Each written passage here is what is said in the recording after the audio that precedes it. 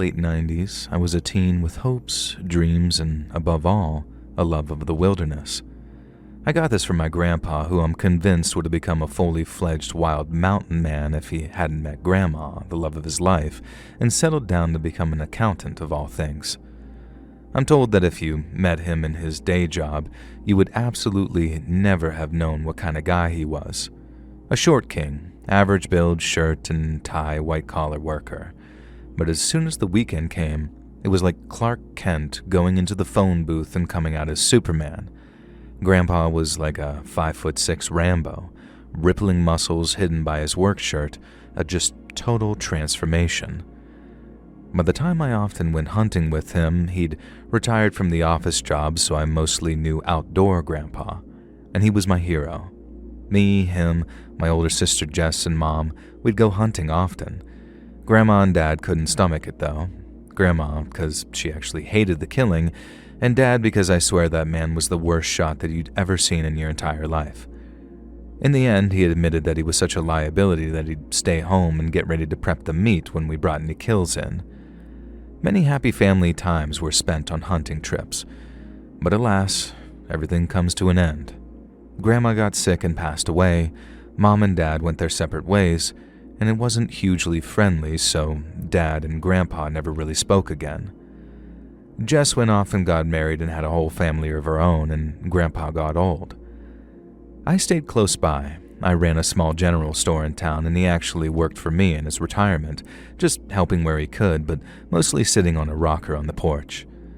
The store was doing a good turnover, and it was honestly worth paying Grandpa a wage to just sit outside the store being a local character who greeted customers and shared a tale or two.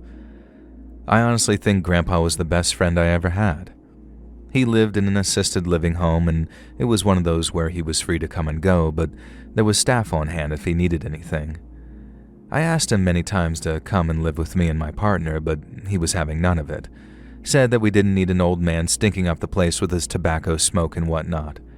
And I reminded him that I'd always had a crappy sense of smell and could barely even smell his huge stinking cigars when he smoked those. And he reminded me that my long-suffering partner had perfectly good olfactory senses, and he had a point. Plus, honestly, I think he had a crush on one of the nurses at the assisted living home and didn't want to admit it. One day, when I had a weekend off from the store and so did he, I went to visit him. Grandpa was more cheerful than usual, which was odd considering he was a pretty cheery old fella at the best of times. Seemed in the best of health, in fact. We played cards for a bit, and he was hooting with laughter whenever he won or lost, and eventually I asked him what was up. Something clearly had him down good. When he told me the answer, I was absolutely shell-shocked. I had to stand up and stare out of the window for a moment, and I remember it being a very dreary, rainy day, and that felt almost perfect right then. It was a letter from an oncologist that he'd been seeing, without my knowledge, and I don't remember exactly what it said, but the words brain tumor, inoperable, affairs in order, they're ones that stuck out to me. And I stared out the window for a moment and then turned to him, and I think this was the first time that I ever got angry at the old man. I asked him why he was so damn happy and how he could let me think something good was happening. And he just smiled at me gently and told me that I'd understand when I was his age, which was 82 at this point, that he was finally going to see Grandma again and his daughter. Mom had also sadly passed early by this point, and that knowing the end is coming when you're old isn't scary. It's like knowing you're about to get to the end of a good, satisfying book, and that all things considered, a brain tumor was a pretty quick way to go compared to some forms of cancer. I sat down and thought about it for a while, in silence, and then I looked up at him and I said, "Hey, Grandpa, is there anything you want to do before the end, you know?" And then his face lit up like he'd been waiting for me to ask, like this was what made him so happy. Then he told me. He told me that there was one that got away, and that there was a final hunting trip he wanted me to take him on. It wasn't easy. The old man needed a cane to walk at this point, and sometimes even a wheelchair. He refused that for the trip, of course, but we still had to make our way deep into the woods with one of us using a cane. It was extremely, extremely slow going, and what would have previously been a day's hike took us 4 days of stopping to camp, stopping to rest, stopping to talk. And I think that was the point, really. Grandpa just wanted to spend some time with me, away from everything, and it was like chicken soup for the soul for both of us. On day 5, we pitched up camp, and Grandpa said that this was it. This was the spot. He waited till the sun set, and then he sat me down and told me about the one that got away. And it was like a Bigfoot, he said, but it wasn't one. He'd first encountered it years back when my mom was a teenager and they had been hunting together one time. He said at first that he thought it was a werewolf, until we remember werewolves don't appear in broad daylight and Bigfoots do. At this point, I paused to remind him that neither of those things are actually real, and he waved my concerns away. Besides, he said, it was neither of those things anyway. I asked what it was, and he said it didn't have a name.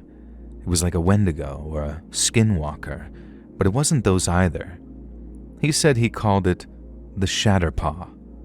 And I asked him why, and he explained that he'd found footprints that day which looked like an animal's paw if it had been shattered. Hence, it forever became known in his mind as a Shatterpaw. And he then told me that he'd seen the Shatterpaw another 6 or 7 times over the years. It was hunting him, he said, or so he thought. He'd be out with us in the woods, and he'd look over and see the Shatterpaw just standing there in the far distance, watching him. He said he could tell the Shatterpaw wanted him, and it was sending him a clear message, like one he could hear straight into his brain. It wanted him, and one day it would get him. And so he told me this was the last chance to get the Shatterpaw first before it came to him one night and took him to whatever hell it had come from.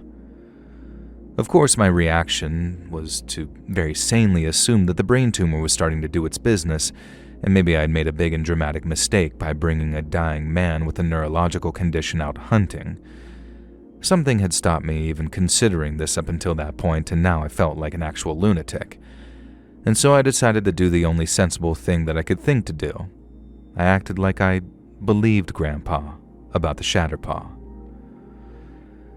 We spent the next few hours clumsily, loudly stalking through the woods in pursuit of this creature that I knew didn't exist. I knew it didn't matter if we spooked it away because it wasn't real, and it was like 2 kids play acting, only one of us was a grown-ass man who owned a general store, and the other was an old fellow with a brain tumor who could barely walk. And here was the other thing. I did have a bit of sense in me. Little did Grandpa know, he was carrying a hunting rifle that I'd actually disabled at the store. The firing mechanism simply wouldn't work even if he tried to shoot something, and even without the Shatterpaw, there was no way that I was letting an 82-year-old man with a brain tumor and a cane carry around a deadly weapon. I might be dumb, but I'm not that stupid. Unfortunately, Grandpa was neither, but we'll get to that in a moment. Eventually, the sun set and we cooked burgers over the camp stove and went to bed in our tent for the night. Now, a few hours later, Grandpa woke me up by shaking my shoulder. "Can you smell it?" he said.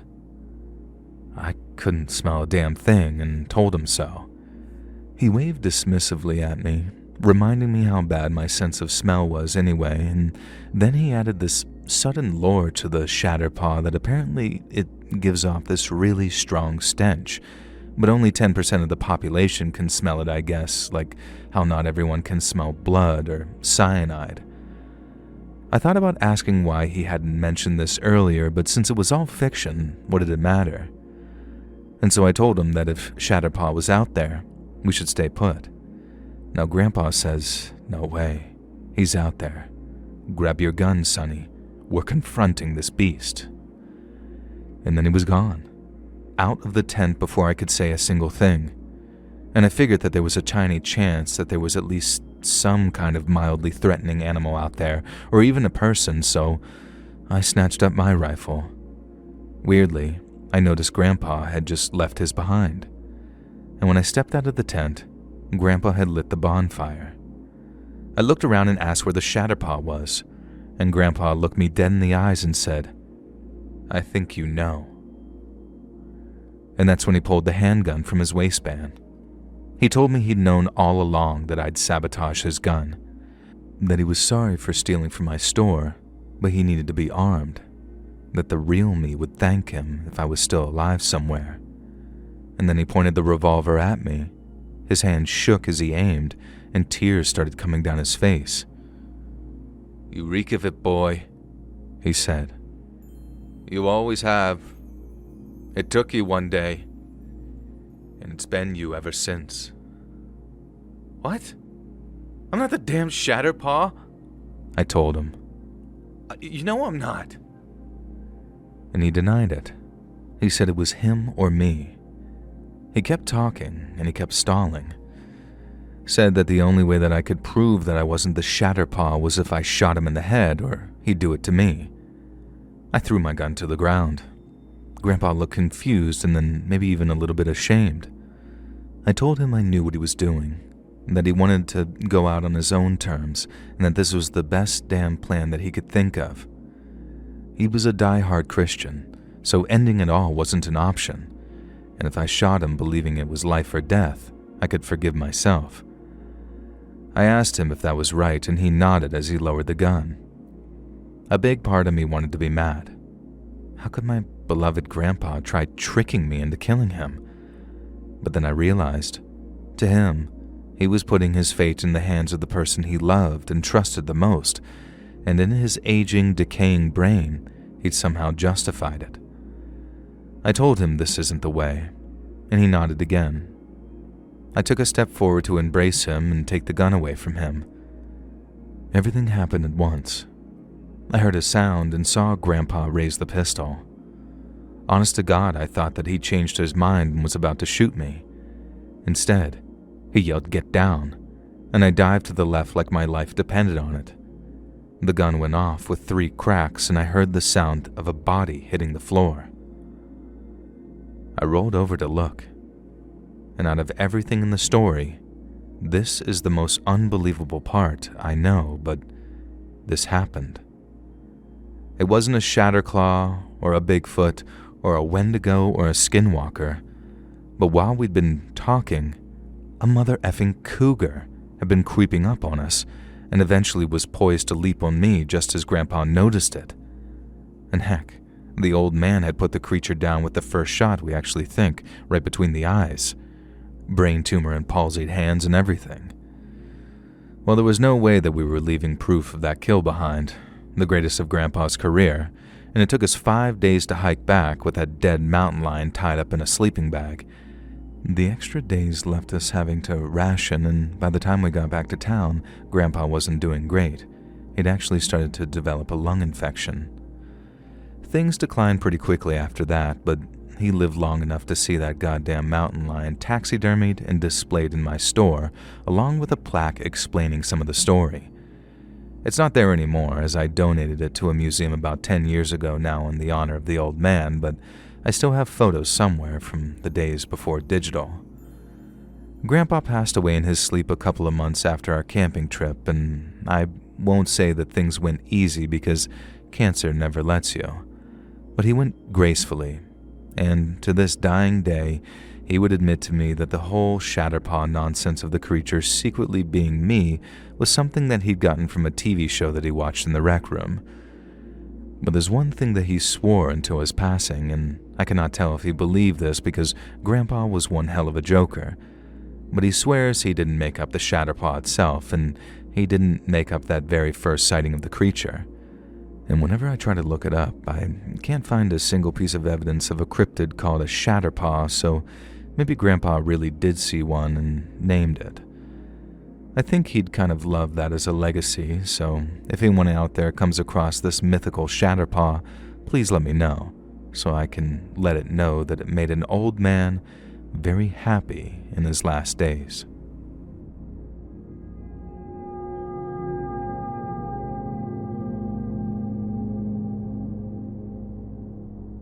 Back in the 90s, myself and a couple of girlfriends used to go wilderness hiking.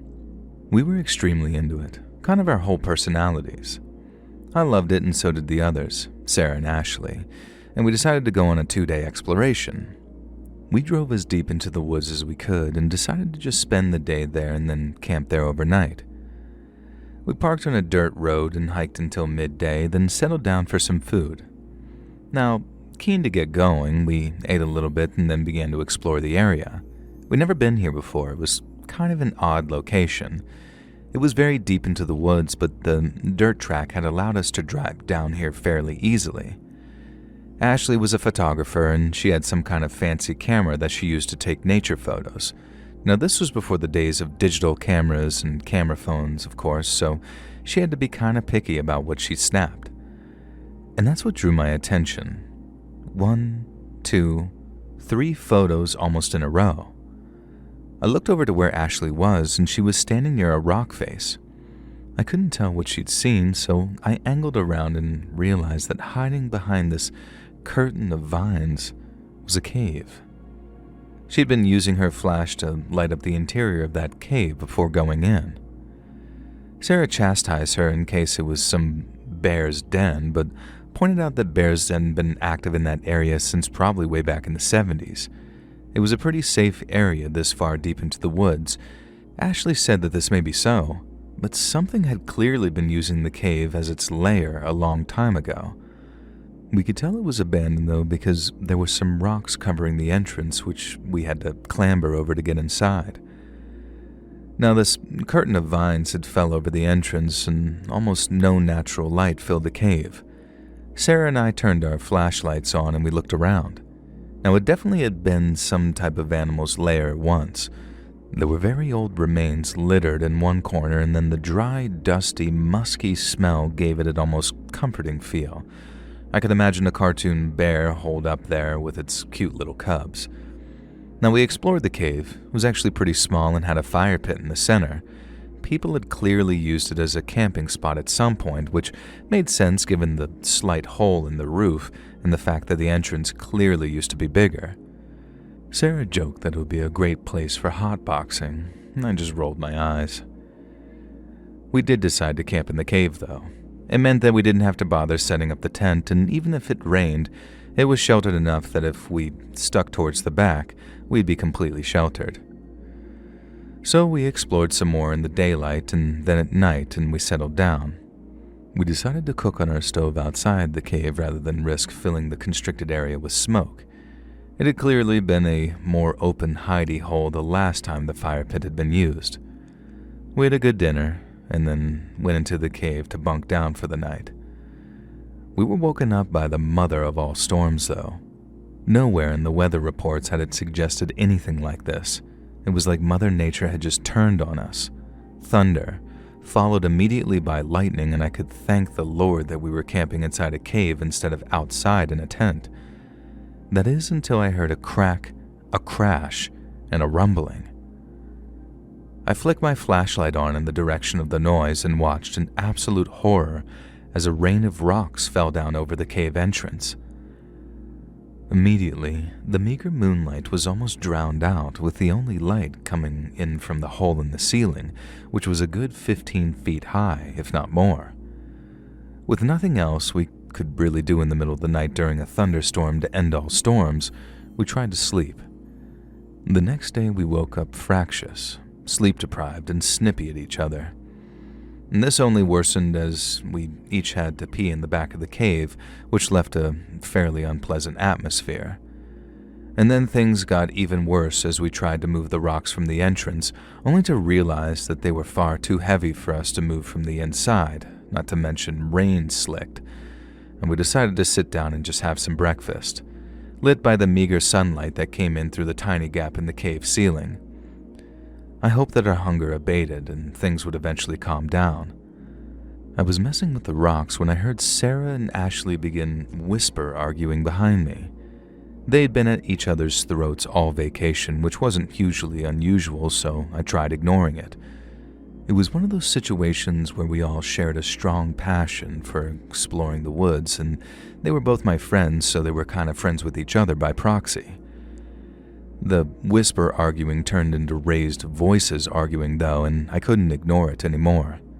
Ashley was accusing Sarah of having an affair with her partner, and now Ashley had a tendency to be kind of paranoid when it came to her partner Tyler, and for good reason. He had cheated on her a number of times, and sometimes I wanted to shake her and say just leave him, but she wasn't having any of it. Now, they were soulmates, even if in my opinion soulmates didn't typically screw other people. Now, though, it sounded like Ashley at least was convinced Tyler had actually screwed Sarah. And of course, this couldn't be true, though, as Tyler barely knew her, right? I expected Sarah to defend herself, and instead, she accused Ashley of being unable to please her man, so what did she expect when he ended up in another woman's bed? I stepped in at this point and just asked straight up, "Sarah, did you sleep with Tyler?" And she looked at me, and in the dim light of the cave, this look of shame on her face was very damning. And then she hardened up, just straight up confessed to it, stared Ashley down and told her that she'd done it with Tyler not once, not twice, but 3 times. And then, for whatever insane reason, she added that she'd let Tyler do things to her that Ashley was just too much of a prude to let him do. So maybe she should learn how to please her man a little more. And it kind of struck me weirdly at that moment that Sarah was a smoker, and I hadn't seen her smoke a cigarette since we'd holed up in that cave.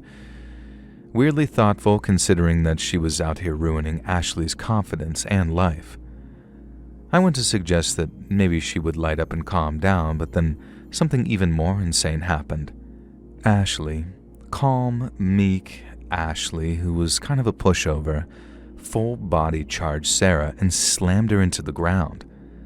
Then the pair were fighting, pulling hair, yelling and screeching so loud it echoed around the cave. In the end, this crazy catfight is what actually saved us, because a loud, deep male voice yelled down from the hole in the ceiling, asking what in the damn hell we were doing in there, yelling loud enough to wake the dead.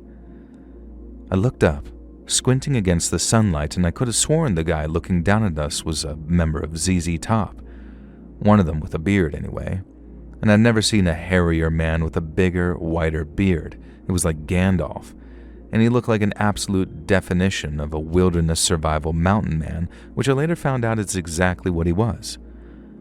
I shouted up that we'd been trapped in the cave due to a rock slide, and that we couldn't shift the rocks from inside the cave. He yelled back that he'd climb on down and see what he could do from the outside. You would think that this would have calmed Sarah and Ashley down, but no.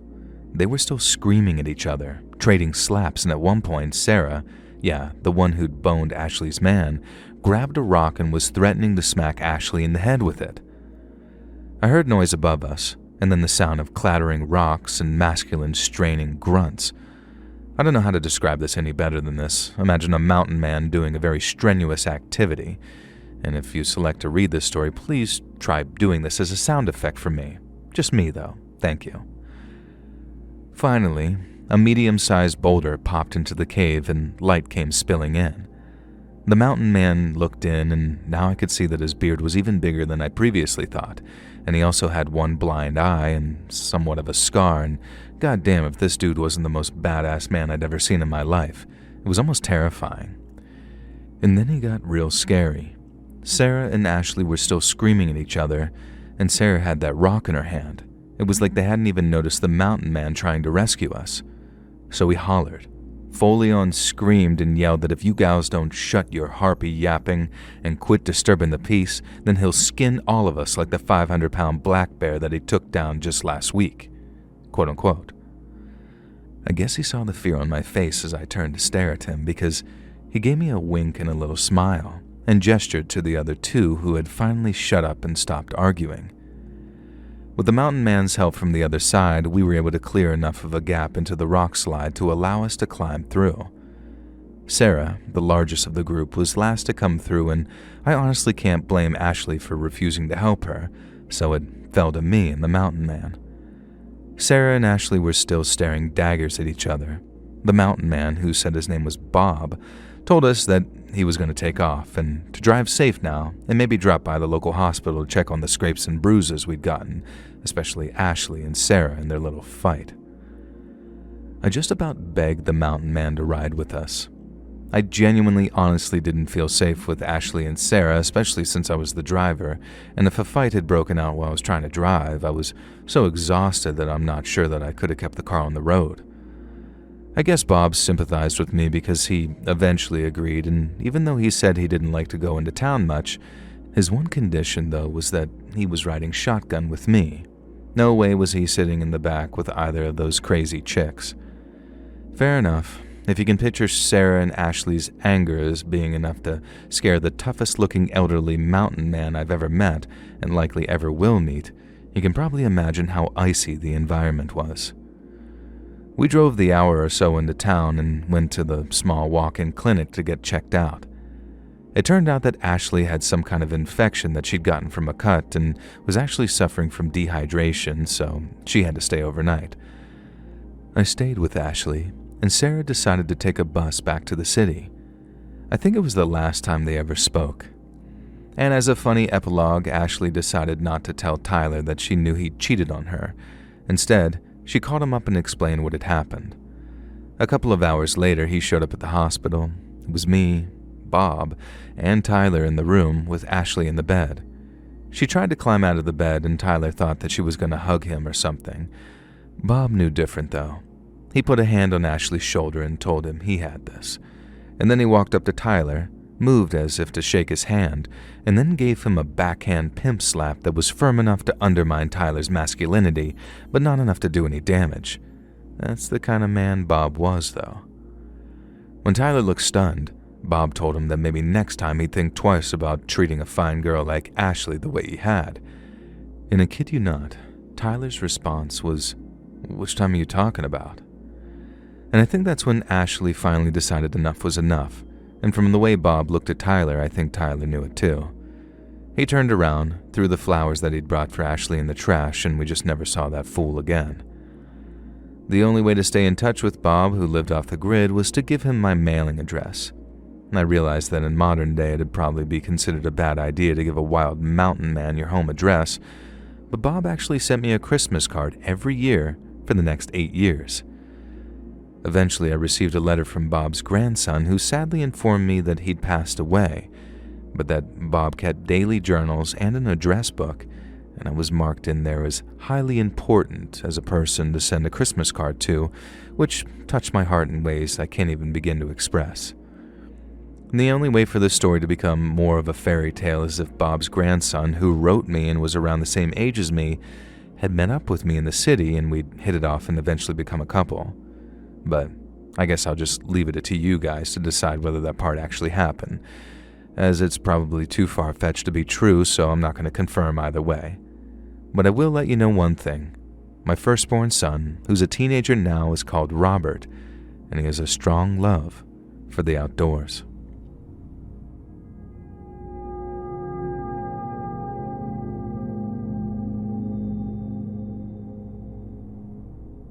I thought my ex-boyfriend was a great guy. I really did. So much so that I was willing to let him talk me into going deep into the woods hiking with him.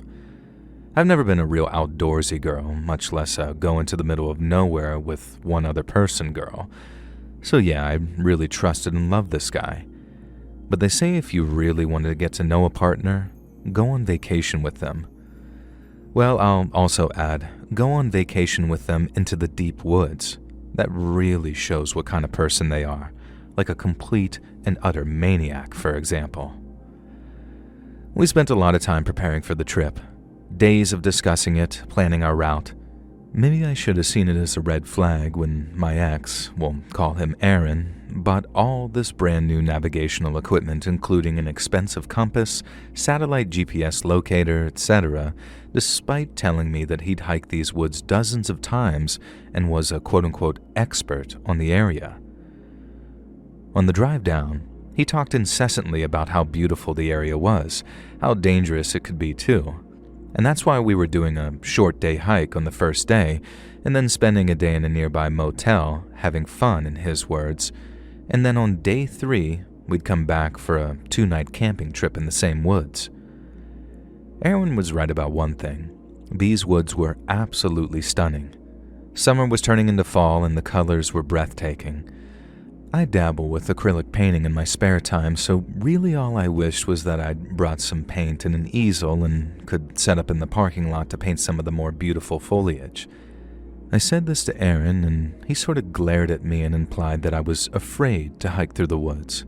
Now, I thought he was joking, maybe teasing, And even so, my female pride kicked in and I responded, "Yeah, I'm going to show you, buddy." And I snatched up my pack and told him to catch me if he could. Now this was fun for a bit.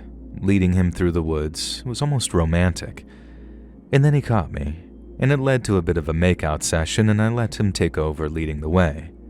And the scenario was kind of beautiful, you know. The day was so perfect that I didn't remotely let it concern me that there had been no trail markers or anything. Aaron knew this place like the back of his hand after all, so there was nothing to worry about, right? So we took a break for lunch. These pretty much just gas station snacks and all that kind of stuff. And then I took a roll of toilet paper out of my backpack and started to go off into the woods to pee. Aaron looked at me like I was a maniac and asked what I was doing. I explained that I had to go pee, and he acted like it was the grossest thing in the world, peeing outdoors, but also remarked that it was really smart of me to bring toilet paper with us. Isn't that common knowledge?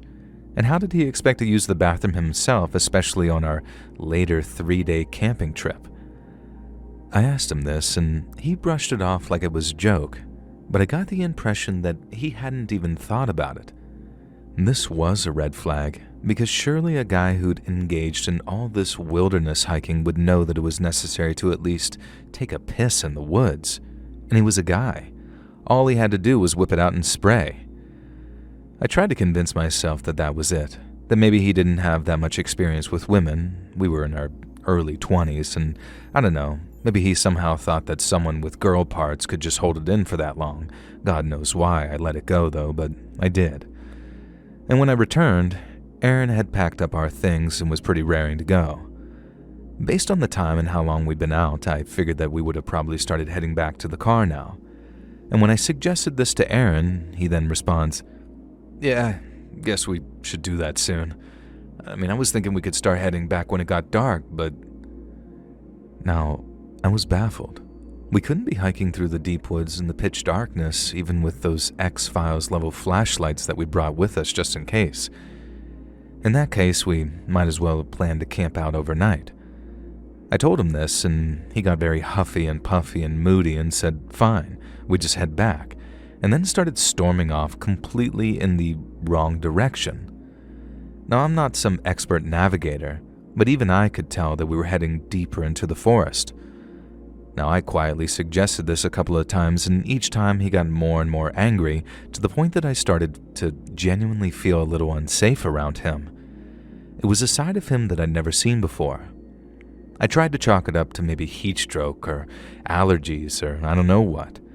I kept asking him if he needed some water because I could tell that he was getting overheated.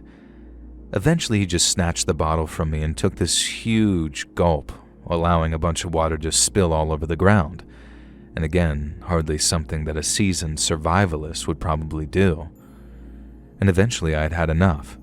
It was almost 3 p.m. and we were clearly heading even further from the car. I stopped and kinda did that hands on my hips angry girl pose, saying, "Bro, admit it, we're lost," I said.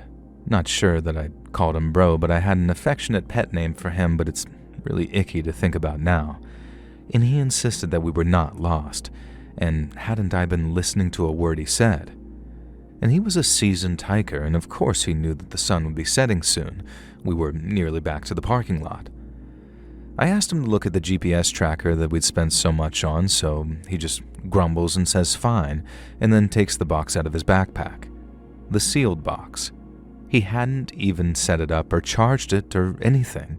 He just brought the damn GPS tracker and somehow expected it to just work. And when I pointed this out, he almost threw the damn thing in a rage. I had to grab his arm and stop him from hurling it into the woods. Jesus. And I realized that maybe Aaron had a temper on him that I'd never seen before. I was out here in the absolute middle of nowhere with this guy, and he was quickly revealing himself not to be the guy that I thought he was. Very calmly and quietly, I suggested that maybe we check the map out and try to work out our location and piece things together using landmarks and the compass. I really wasn't being accusatory or belittling at all. But of course, little did I know just how much this was all insulting his pride, so I did not expect him to react the way in which he did. Aaron began screaming at me, calling me terrible things, all types of derogatory insults about how stupid and demanding and ridiculous I was being. And then finally he ended the rant by calling me an ungrateful C-word, which, wow, I've never been called that by someone who wasn't some catcaller or a stranger in my life. And even then I was prepared to forgive him if he immediately apologized. But no, he said if I knew best, that it would be better for me to find my own way back, and he'd wait for me in the car. Because obviously in his mind there was no chance that I'd get back before him. And then he storms off into the forest, in clearly the wrong direction, while screaming one final F you over his shoulder to me. Up until that point, I'd still been considering reminding him that I had the keys to the car. But at that point, I said nah, screw him. I took a few minutes to gather myself, had a little bit of a cry, and ate a granola bar.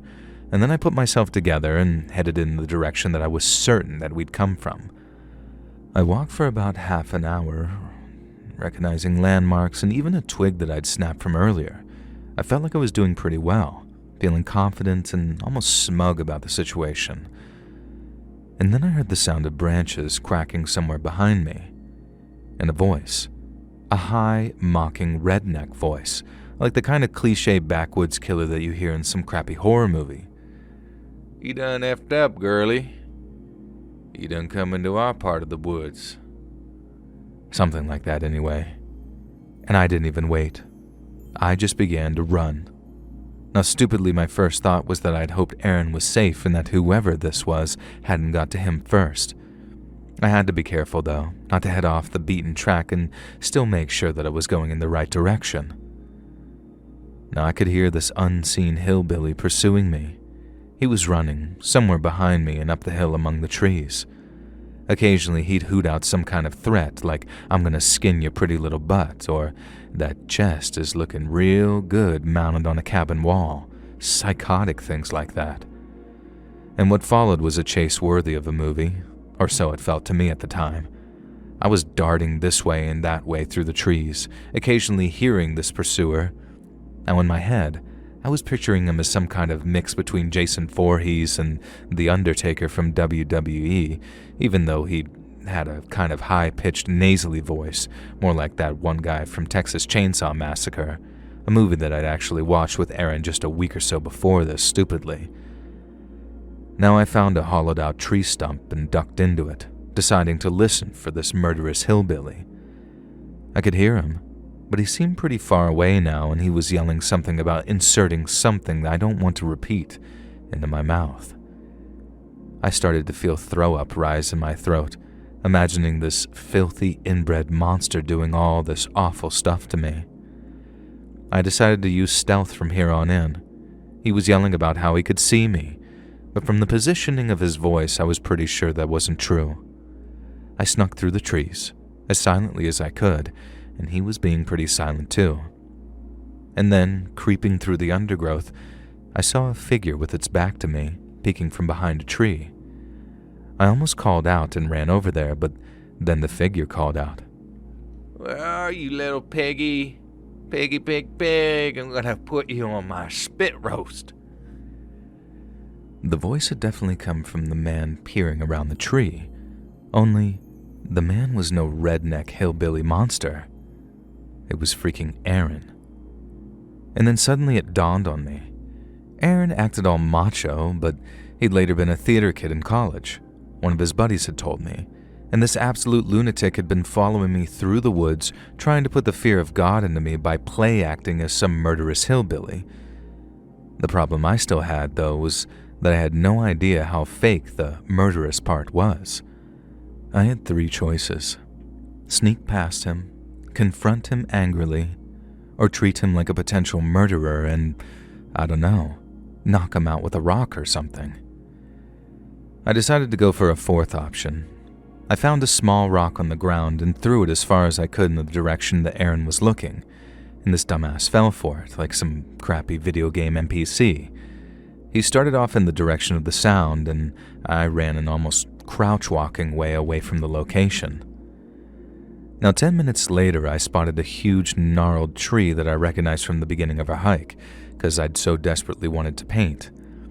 Another 5 minutes, and thank the Lord I was back to the parking lot.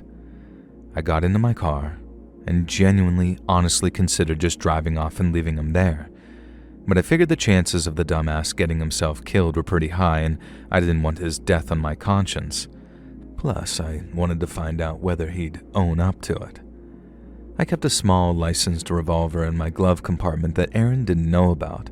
I stashed it on my lap under my purse and then hammered on the horn repeatedly, trying to guide him to the car. 10 minutes later, Aaron comes out of the trees looking embarrassed but still a little smug. And when he got into the car, I quickly started the engine and began to drive off. He didn't really say much, but when we were on the road, I eventually told him that the most terrifying thing had just happened to me and that some cannibal redneck killer had stalked me through the woods. And I told him that I genuinely thought that I was going to die. "Did he sound a bit like this?" he asked, putting that voice on. Now I pretended to be shocked, like, "You heard him too?"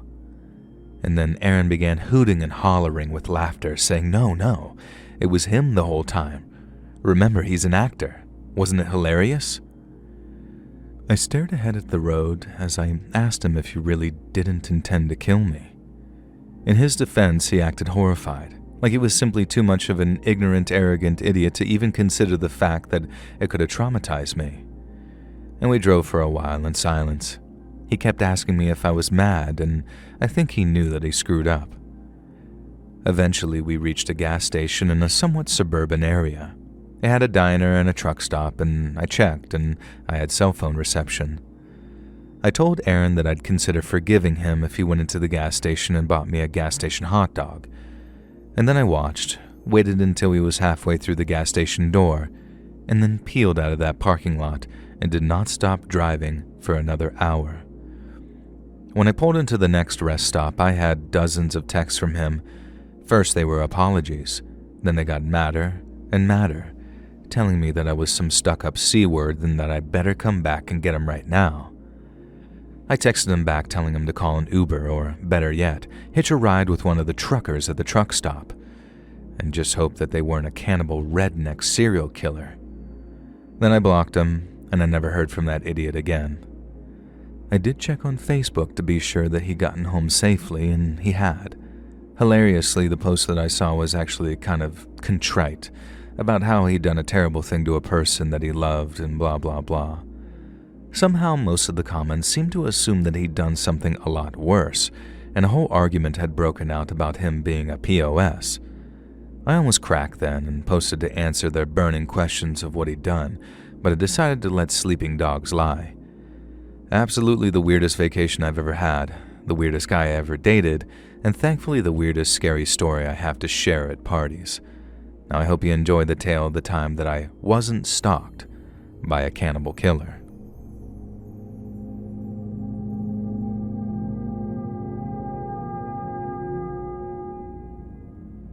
Me and my buddy Mikey used to go deep into the woods on a hiking exploration trip every few months. We still go, just not as often anymore, and that's at least partly because of the story that I'm about to share with you all.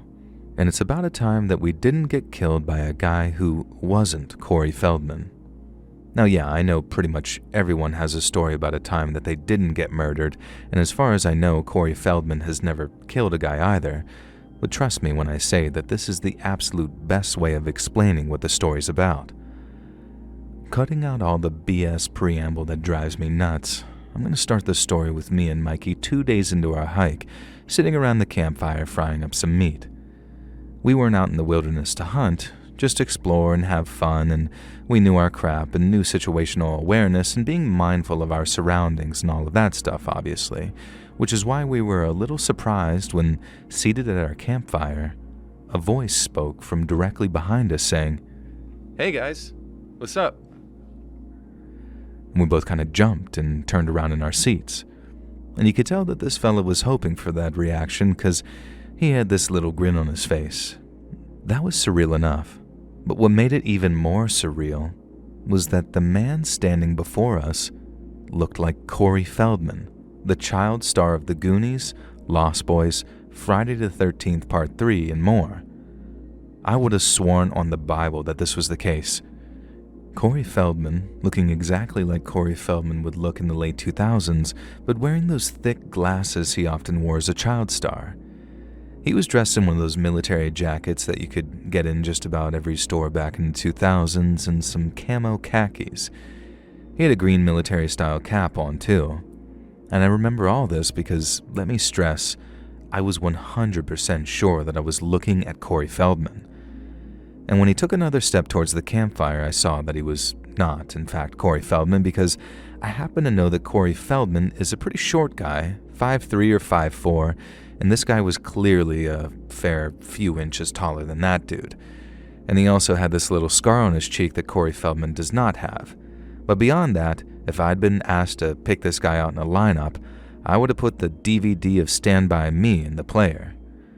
Now, trying not to let the guy know that he'd startled us, me and Mikey were saying something like, "Hey bud, how's it going? You out hunting? How's the game?" You know, those sort of questions. He said his name was Bucky to his friends. And before we even had a chance to invite him, Buck sat at a campfire and helped himself to a steak off the damn grill. "Want a beer too, Bucky?" Mikey asked, and Buck replied that his name was Buck, not Bucky. And I wasn't sure if he was joking or if he was trying to make a strong point to say, "Yeah, we're not friends, so you can't call me that." But the dude was chowing down on our goddamn steak, so in my eyes, they gave us the right to call him whatever we damn well pleased. Feeling a little impolite at his rudeness, I asked him how often people called him Corey, and he stared at me through those thick glasses and was kind of saying, "Huh? Corey? What are you talking about?" And I waited for him to laugh, but it never came. I told him not to worry about it, but he just pushed, and I had to ignore Mikey's stifling giggles as I was forced to say, "Well, buddy, you kind of look like the actor Corey Feldman."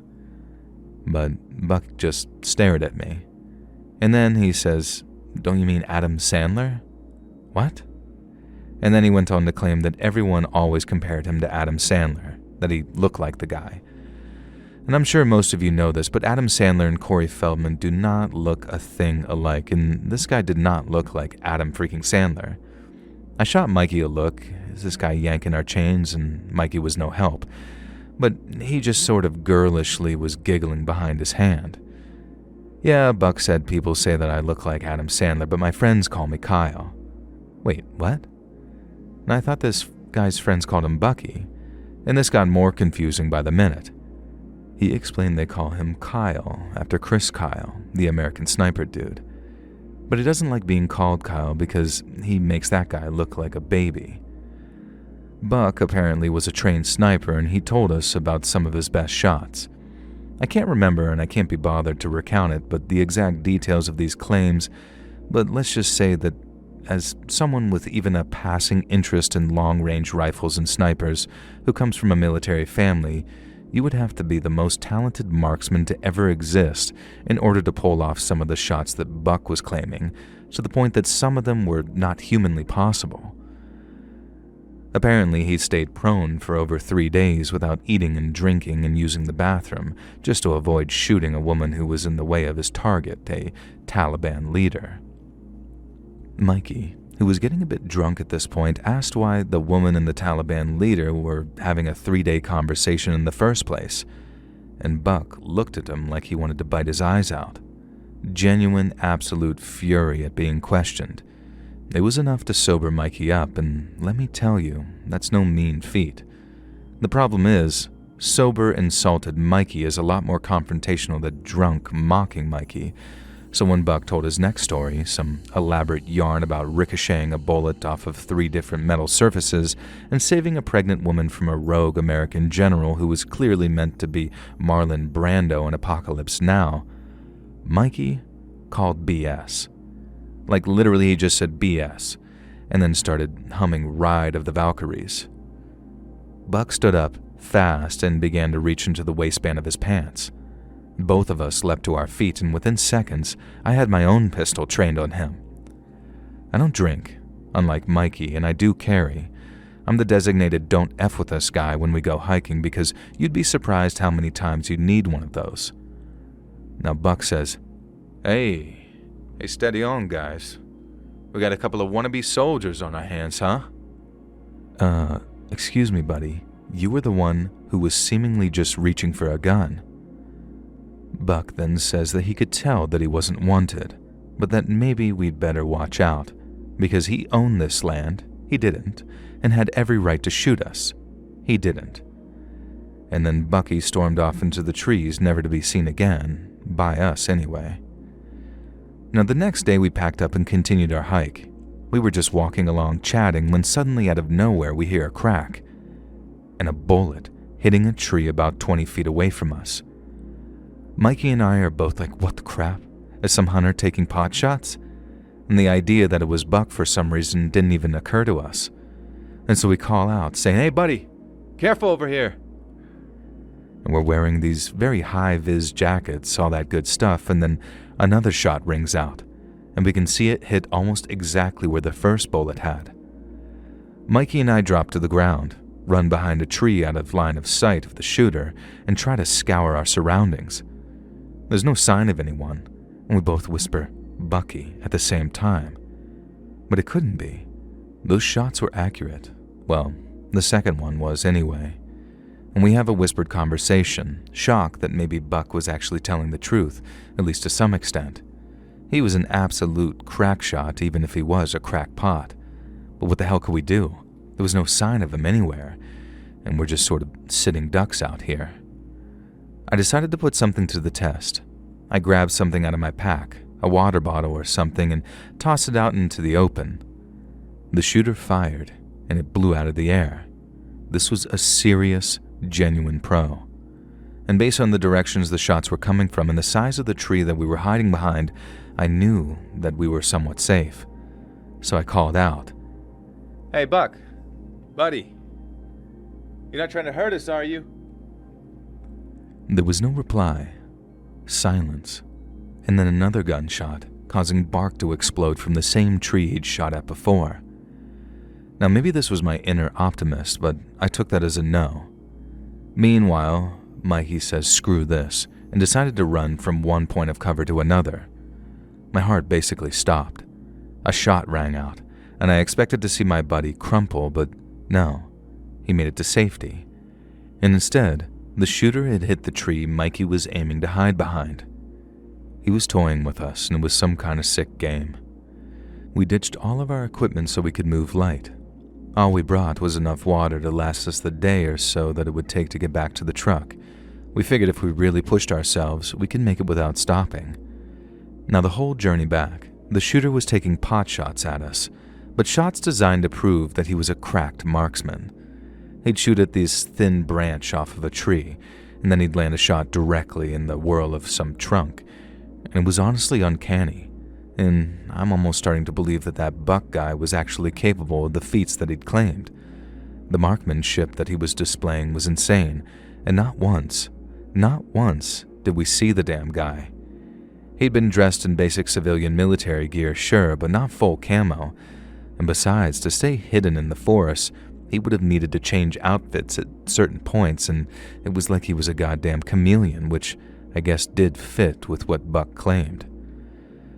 Eventually, after 22 hours of solid running and crouching and ducking, because who could tell if the shooter would finally decide to stop toying with us and finish us off, we saw the parking lot.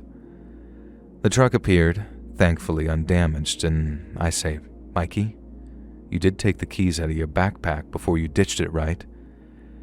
And it says something about the type of terror we felt that he didn't even try joking that he'd left them behind. I had no idea if Buck was still watching us. Maybe he wanted us to get to the truck, think we were safe, and take us both out there and then.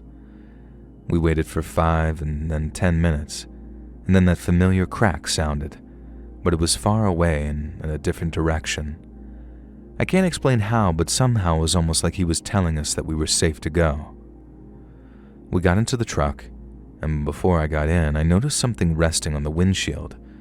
It was a spent cartridge that I later discovered was some kind of Winchester cartridge. It had been placed there deliberately. I picked it up careful as I could in my gloved hand and slipped it into a Ziploc bag that I had in the truck, and then we drove to the nearest town and obviously went to the damn sheriff's office. The sheriff himself was on duty, thankfully, and I guess it was a quiet day as usual, because he came out to meet us personally.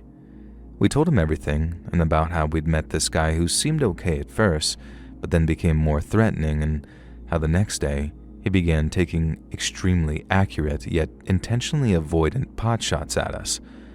And the sheriff nodded his head, almost sagely and wisely, and we got the impression that maybe Buck was some sort of local character, and we were about to hear some wild tale. The sheriff asked us to describe the guy that we were talking about, and obviously we both said that he looked like Corey Feldman, kind of thick glasses, bragged about being a sniper, full of crap, and absolutely definitely looked like Corey.